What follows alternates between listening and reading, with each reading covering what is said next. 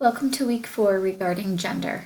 For this lesson, you will need to read the article, The Future of Men, watch and understand the information in the PowerPoint on gender, watch the following videos. This video right here, The Secret Life of Boys, this picture is not exactly the best to show that, but make sure you access this one using this link right here. That's how you will get to that one. There is no login for it.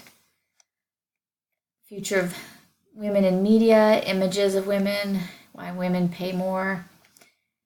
And then down to the assignment for this week, which is an interview with someone of the opposite gender.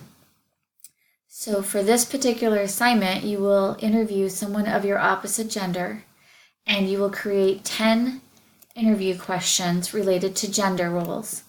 You can find types of questions right here on the interview question resource guide to choose from, but you may also create your own. It's there to get you thinking. You will then put them in the interview template, which looks like this. And let me get that for you. So this is the document that you will see, but it is a PDF, so it is impossible to type into it. But what you will need to do is create something similar to this with the interviewer, interviewee, the relationship, age. This is a very important area. This description that you will write here needs to be read verbatim onto your video. You'll have your 10 questions pre-planned. And then at the end, you're going to write a 1 to 2 page paragraph about this interview. And then I'm going to come back to the assignment to point out one other thing here. Give you more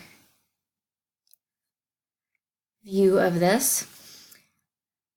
You will post it onto YouTube, and you will complete it by submitting your interview questions and your video link. Let's take a moment to look at the template, the rubric for this item. So on the rubric, let's see here.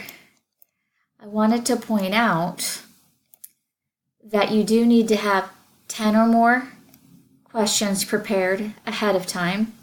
Make sure you're listening carefully within the interview, that you are also asking follow-up questions based on the interviewee's response. So questions such as, why do you think so? How come that happened? Or whatever is purposeful for the item. This is a big area you need to focus on. Voice that you are speaking loudly enough so you can be heard. And then your typed 1 to 2 paragraph at the end. And this is important as well, making sure that you make connections to the course material. So that is a big area to focus on as well. And then lastly, there is a quiz for lesson 4. And that should get you completed for lesson 4. I hope you enjoy it.